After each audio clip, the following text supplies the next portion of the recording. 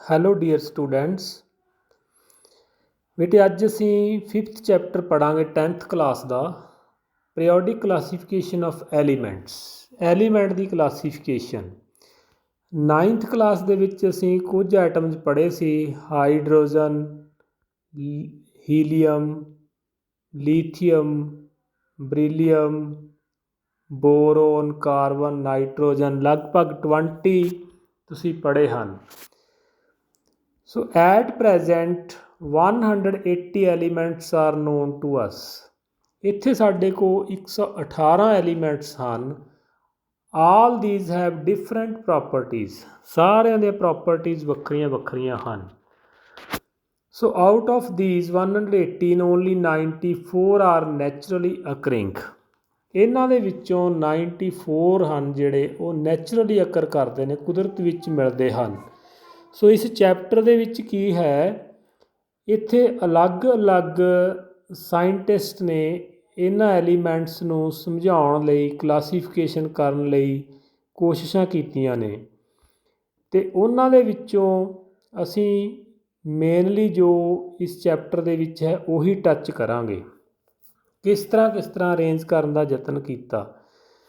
ਸਭ ਤੋਂ ਪਹਿਲਾ ਸਾਇੰਟਿਸਟ ਹੈ ਡੌਬਨੀਅਰ, ਅਤੇ ਇਸਨੇ ਜੋ ਅਰੇਂਜਮੈਂਟ ਕੀਤਾ ਉਸਨੂੰ ਡੌਬਨੀਅਰ ਟਰਾਇਡਸ ਕਿਹਾ ਗਿਆ। ਟਰਾਇਡਸ 3 ਤੋਂ ਬਣਦਾ ਹੈ।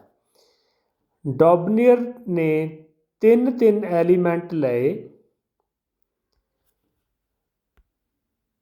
ਟਰਾਈ ਟੂ ਅਰੇਂਜ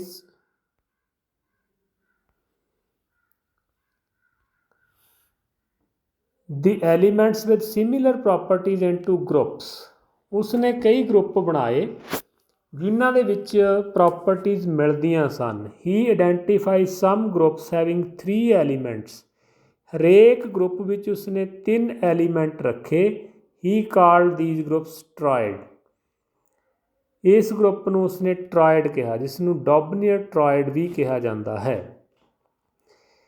ਗਰੁੱਪ ਬਣਾਉਣ ਲਈ 2 ਮੇਨ, ਜੋ ਤੁਹਾਨੂੰ ਐਗਜ਼ਾਮ ਵਿੱਚ ਵੀ ਆ ਸਕਦੇ ਹਨ, ਪ੍ਰਿੰਸੀਪਲ ਕੀ ਸੀ ਉਸ ਦੇ ਵਿੱਚ। ਟਰਾਇਡ ਬਣਾਉਣ ਲਈ ਪਹਿਲਾ ਸੀ van 3 elements in a triad were written in order of increasing atomic ਮਾਸ।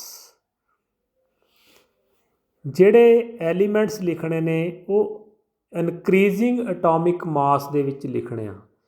ਸਭ ਤੋਂ ਪਹਿਲਾਂ ਲੈਸ ਮਾਸ ਵਾਲਾ, ਫਿਰ ਉਸ ਤੋਂ ਜ਼ਿਆਦਾ, ਫਿਰ ਉਸ ਤੋਂ ਬਾਅਦ ਅਤੇ ਸਭ ਤੋਂ ਵੱਧ ਵਾਲਾ ਲਾਸਟ ਦੇ ਵਿੱਚ। 3 ਐਲੀਮੈਂਟ ਦਾ ਟਰਾਇਡ ਬਣਾਇਆ, ਜੋੜਾ ਬਣਾਇਆ।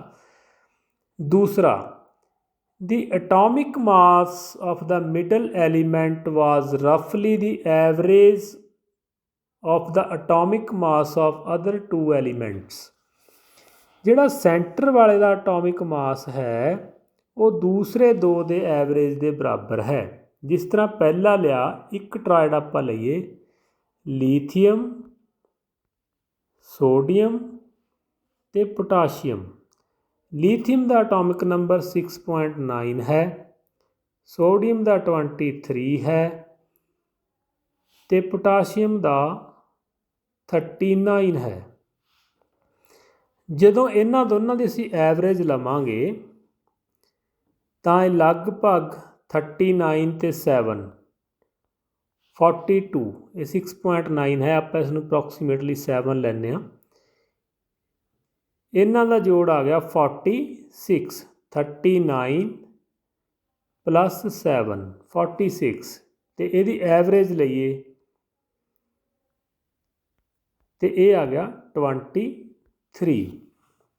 ਸੋ ਜੋ ਸੈਂਟਰਲ ਐਲੀਮੈਂਟ ਹੈ ਉਸਦਾ ਜੋ ਅਟੋਮਿਕ ਮਾਸ ਹੈ ਉਹ ਕੀ ਹੋਵੇਗਾ, average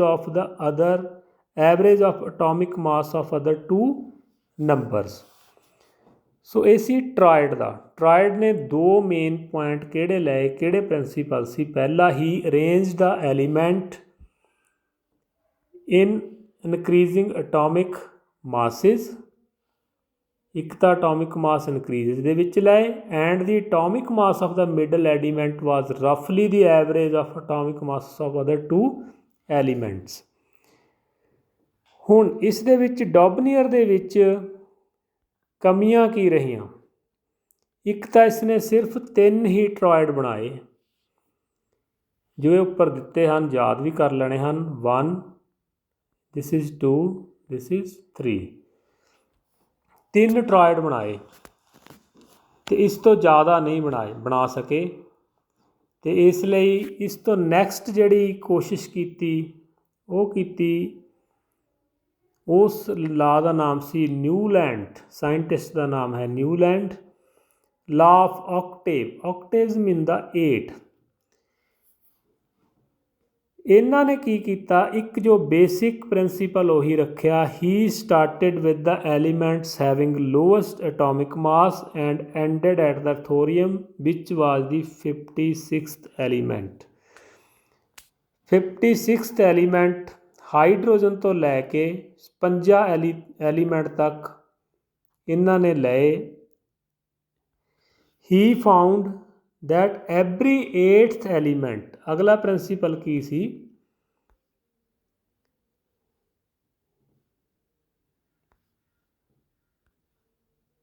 he found that the every 8th element have the properties similar to that of the first, ਕਿ ਜੋ 8ਵੇਂ ਐਲੀਮੈਂਟ ਦੀ ਪ੍ਰੋਪਰਟੀ ਹੈ ਉਹ ਪਹਿਲੇ ਨਾਲ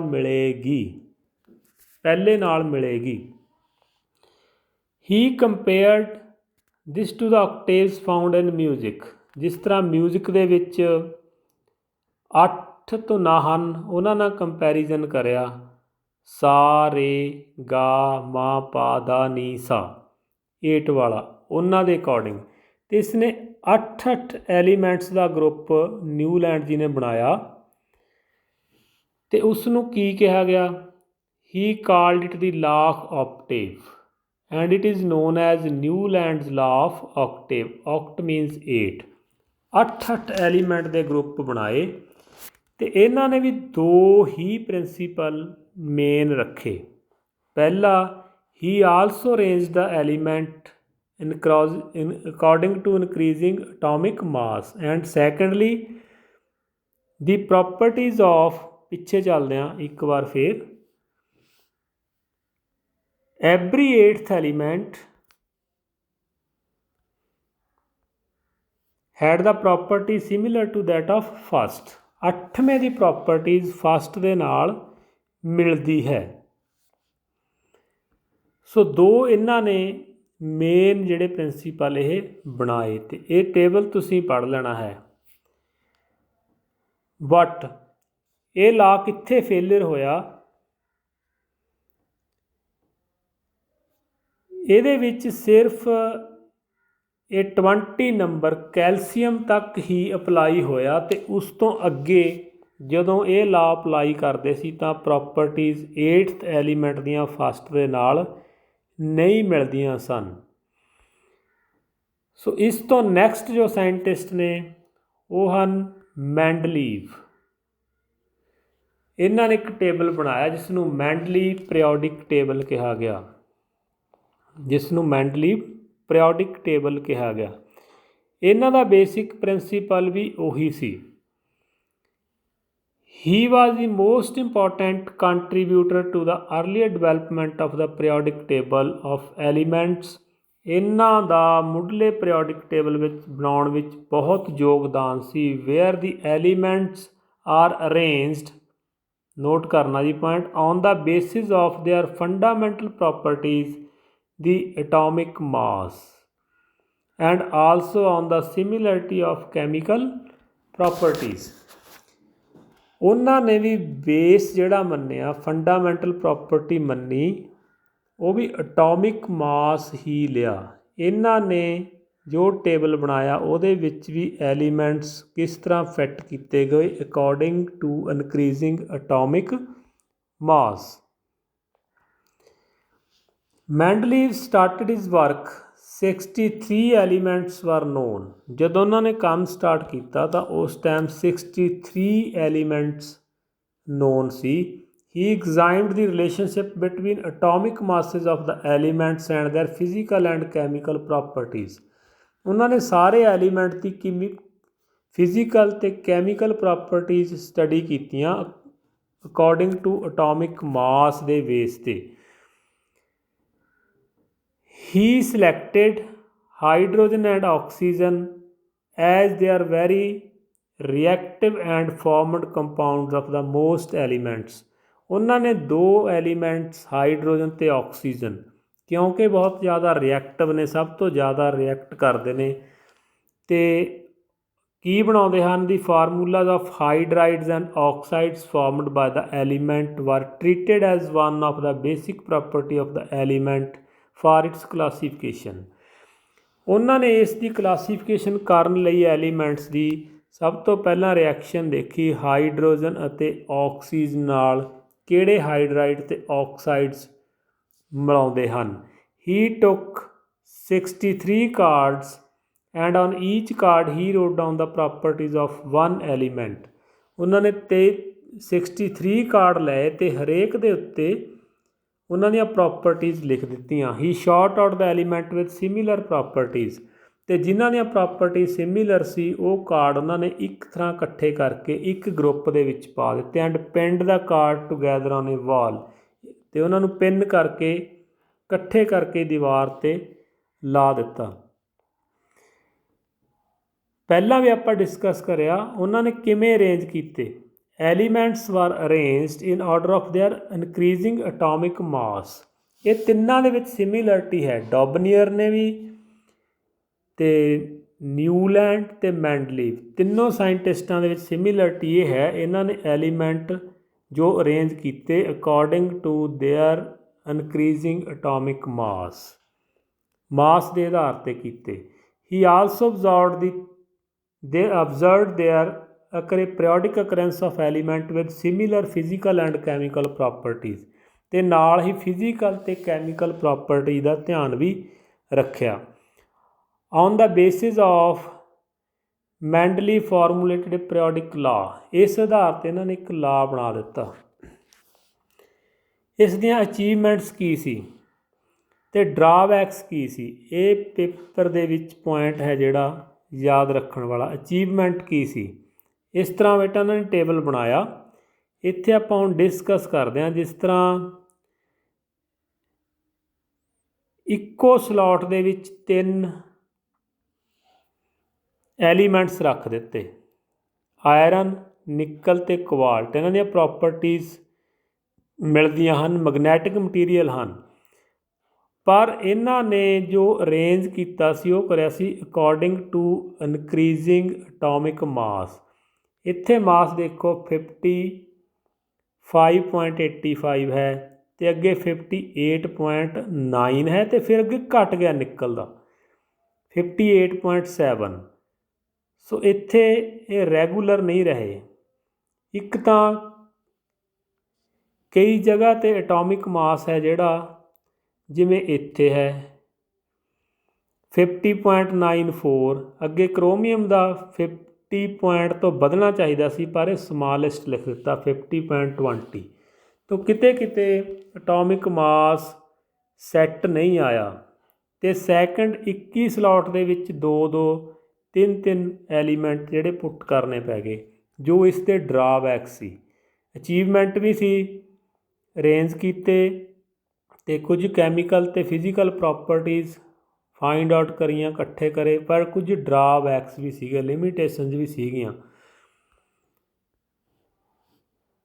ਲਿਮੀਟੇਸ਼ਨਸ ਅਤੇ ਇਸ ਤੋਂ ਜੋ ਅੱਗੇ ਫਿਰ ਜੋ ਫਾਈਨਲ ਤਿਆਰ ਹੋਇਆ ਹੈ ਟੇਬਲ, ਉਹ ਹੈ ਮਾਡਰਨ ਪੀਰੀਓਡਿਕ ਟੇਬਲ।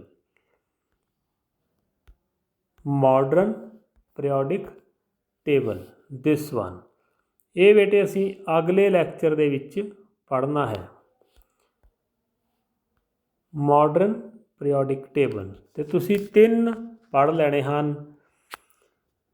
ਫਸਟ ਡੋਬਨੀਅਰ ਕੀ ਸੀ ਅਤੇ ਉਸਦੇ ਪ੍ਰਿੰਸੀਪਲ ਕੀ ਸੀ। 2 ਮੇਨ ਸਾਰੇ ਹੀ ਸਾਇੰਟਿਸਟਾਂ ਨੇ ਡੋਬਨੀਅਰ, ਨਿਊਲੈਂਡ ਐਂਡ ਮੈਂਡਲੀਵ ਨੇ ਜਿਹੜੇ ਐਲੀਮੈਂਟਸ ਨੇ ਅਰੇਂਜ ਕੀਤੇ according to increasing atomic mass. Dobereiner ਨੇ ਕਿਸ ਤਰ੍ਹਾਂ ਟਰਾਇਡ ਬਣਾਏ, the atomic mass of middle element is the average atomic mass of other 2 elements. ਅਤੇ ਨਿਊਲੈਂਡ ਨੇ ਕਿਸ ਤਰ੍ਹਾਂ ਕੀਤੇ, the properties of 8th element is similar to ਦਾ ਦੈਟ ਆਫ ਫਸਟ ਵਨ। ਇਸੇ ਤਰ੍ਹਾਂ ਤਿੰਨਾਂ ਦੇ ਪ੍ਰਿੰਸੀਪਲ ਕੀ ਹਨ, ਉਹਨਾਂ ਦੀਆਂ ਅਚੀਵਮੈਂਟਸ ਕੀ ਹਨ ਅਤੇ ਲਿਮੀਟੇਸ਼ਨਸ ਕੀ ਹਨ, ਇਹ ਡਿਸਕਸ ਹੋਈਆਂ ਹਨ, ਤੁਸੀਂ ਯਾਦ ਕਰਨੀਆਂ ਹਨ। ਅਤੇ ਕੱਲ੍ਹ ਅਸੀਂ ਜੋ ਮੇਨ ਪੜ੍ਹਨਾ ਹੈ ਮਾਡਰਨ ਪੀਰੀਓਡਿਕ ਟੇਬਲ, ਜੋ ਮੈਂਡਲੀਵ ਦੀਆਂ ਕੁਝ ਲਿਮੀਟੇਸ਼ਨ ਸੀ। ਮੈਂਡਲੀਵ ਨੇ ਹਾਈਡਰੋਜਨ ਦੀ ਪੋਜੀਸ਼ਨ ਹੈ ਜਿਹੜੀ ਉਹ ਵੀ ਕਲੀਅਰ ਨਹੀਂ ਸੀ ਕਰੀ, ਅਸੀਂ ਹੋਰ ਅਗਲੇ ਲੈਕਚਰ ਦੇ ਵਿੱਚ ਇਹ ਡਿਸਕਸ ਕਰਾਂਗੇ। ਅਤੇ ਇੱਕ ਇਹਨਾਂ ਦੇ ਇਸ ਟੇਬਲ ਦੇ ਵਿੱਚ ਮੈਂਡਲੀਵ ਪੀਰੀਓਡਿਕ ਟੇਬਲ ਦੇ ਵਿੱਚ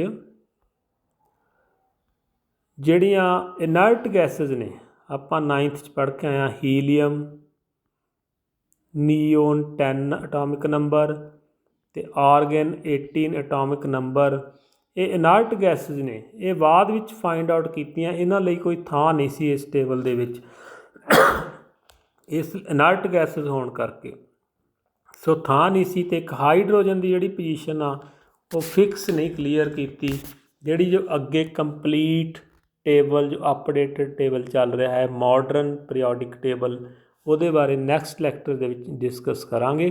ਤੁਸੀਂ ਤਿੰਨੋਂ ਜਿਹੜੇ ਸਾਇੰਟਿਸਟ ਨੇ ਉਹਨਾਂ ਦੇ ਪ੍ਰਿੰਸੀਪਲ, ਅਚੀਵਮੈਂਟਸ ਐਂਡ ਲਿਮੀਟੇਸ਼ਨਸ ਪੜ੍ਹਨੀਆਂ ਹਨ। ਕੁਐਸਚਨ ਵੀ ਤੁਹਾਨੂੰ ਲਿਖਵਾ ਦਿੱਤੇ ਨੇ, Dobereiner, triad, Newlands octave and Mendeleev periodic table. Okay ਬੇਟੇ, ਇਸ ਨੂੰ ਰਿਵਾਈਜ਼ ਕਰਨਾ। Thank you, have a nice day.